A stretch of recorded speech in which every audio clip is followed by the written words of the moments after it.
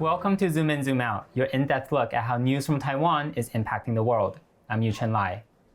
The Sundance Film Festival is famous for finding rising talent and launching careers in Hollywood and beyond. And this year, for the first time in history, Sundance has expanded to Taiwan. Organizers say this is a unique opportunity to showcase Taiwan's independent voices on the international stage. And with Asian stories on the rise in global markets, Taiwan may have unique visions to offer. But first, let's zoom in on Sundance's mission in Taiwan. Earlier, I spoke to the programming director of Sundance Festival, Kim Yutani.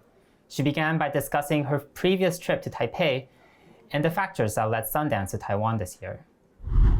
I came here in 2019 and was able to meet some of the artists here and some filmmakers and see some films, and knowing the rich film history that's here, I thought this was a great opportunity for Sundance to expand into Taiwan. And so I think that these are the main considerations, but also just seeing where you see synergy between artists who are making work that we show at Sundance and seeing what's happening in a place like Taipei, I think is it's an exciting opportunity. And what's being screened in this weekend?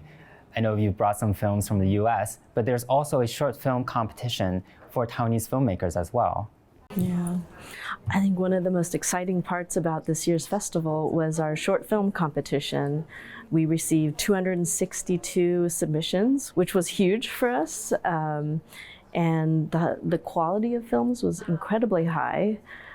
We have 9 finalists whose films that we're showing as a program, and we have 7 filmmakers who are coming to represent their films. There's one winner, but I think that, based on what we saw this year, that was an incredibly exciting selection that we had to choose from. And the 9 films, it's a diverse lineup. There's fiction films, documentary, animation, just different types of storytelling and styles, and just the quality is incredibly high. From all the submissions you received, was there anything that caught your attention in particular?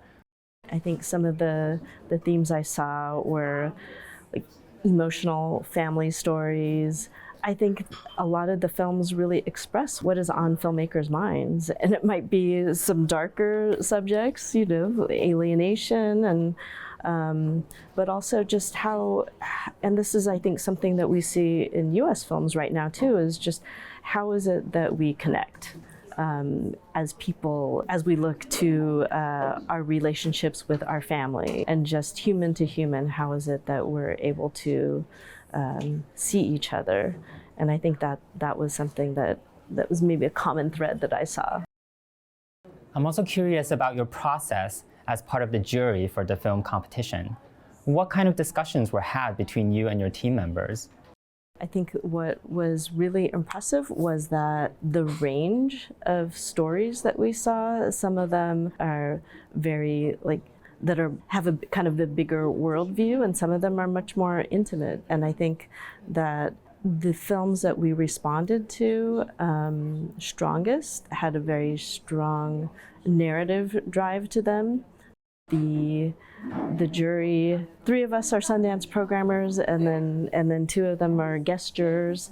We all kind of landed in the same place. We all, after we watched them and we had our top 3, we had a lot of overlap, and so it was not difficult to find a winner. The only thing that was difficult, I think, was there were so many films that we liked and wanted to acknowledge.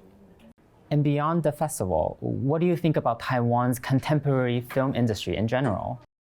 What we have been showing at Sundance recently that has come out of Taiwan has been VR. And that has found a place in our New Frontier section, which is focusing on new and innovative storytelling. And I think that has been an incredibly exciting thing to see. But I think even kind of going back to some of the first films I saw that were Taiwanese films that made a big impression on me. The film Viva l'Amour is one of my all-time favorite films, and so I've always been curious about what's being made in Taiwan, and I think for us being here, I hope that we deepen our relationships here, that we're able to meet new filmmakers, producers, and people who are creating more VR or whatever it might be, to show that we are a place for independent storytellers, and that we hope we can continue this relationship and to continue to build upon our relationships here and our network here, and to be able to showcase that work in January at Sundance.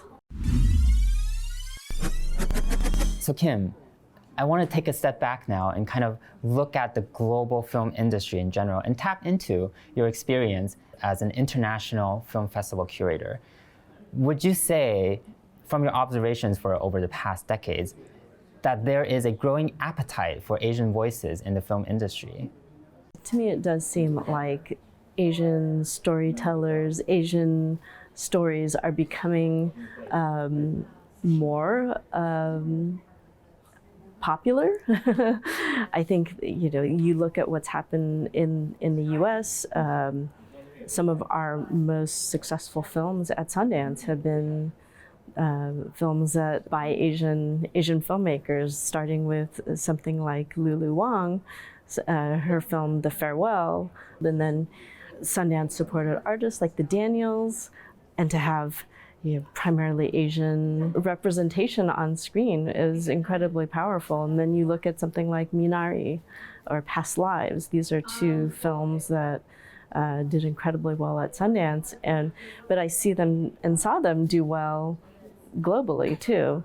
So I hope that continues, and I think that having Sundance having a foothold in Asia is an important place for us to be. I think that to be able to continue to support artists, whether they be Asian American artists or Asian artists from the continent, I think is something that we're very interested in continuing.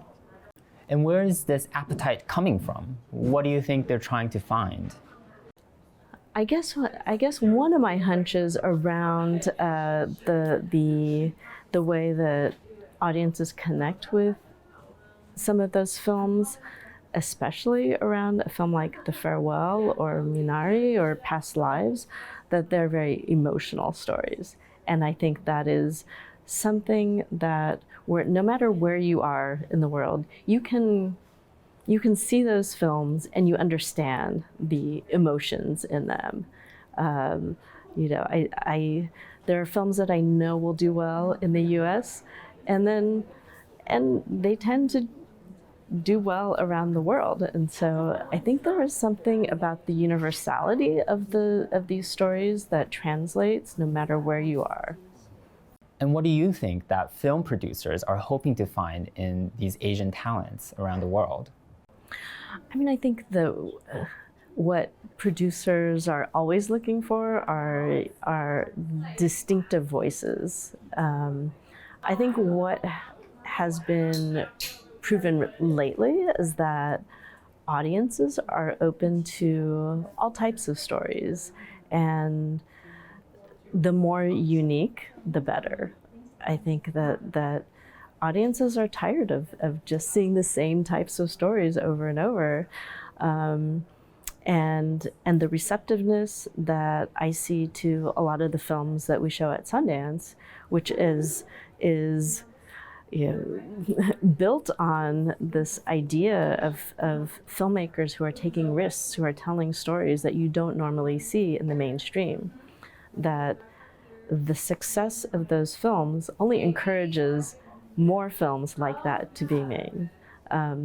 The more unique the film is, the more specific a film is to a filmmaker's vision and voice. I think that's what makers are drawn to, but also audiences.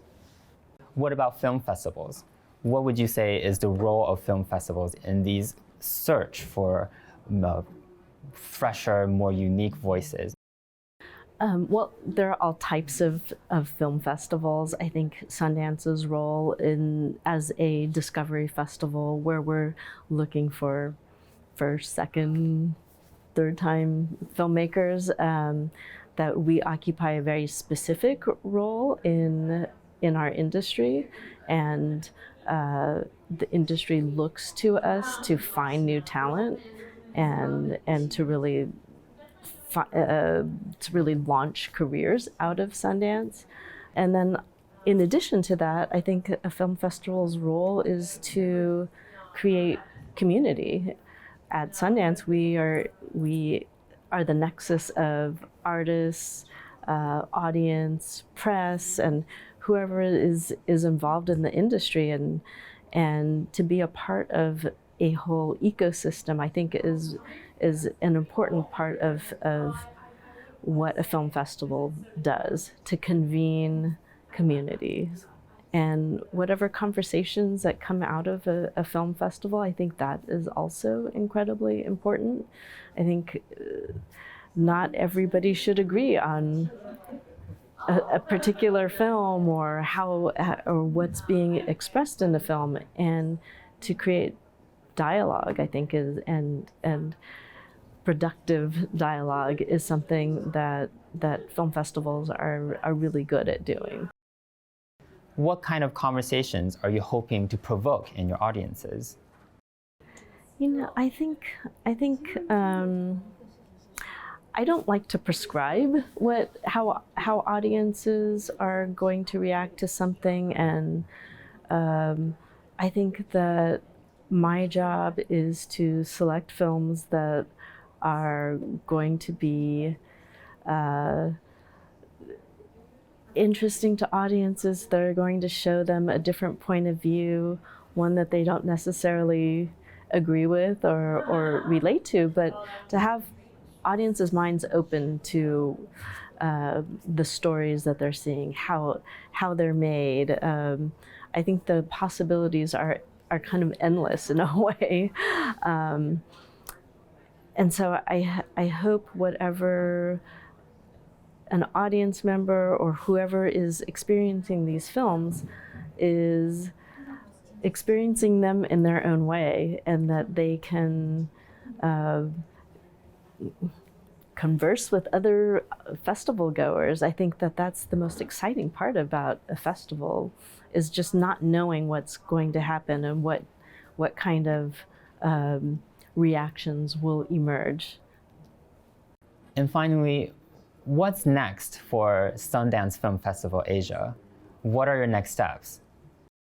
What's next for Sundance Asia? We fully intend to come back to Taipei to host another festival here, to make it bigger, and to have more guests, and to be able to have more panels, and just to expand what we're doing and to show more films. I think that's the goal. And that was Kim Yutani, the programming director of the Sundance Festival. And this has been Zoom In, Zoom Out. You can find more stories from TaiwanPlus by following us on Facebook and YouTube. Thank you for watching, and we'll see you next time.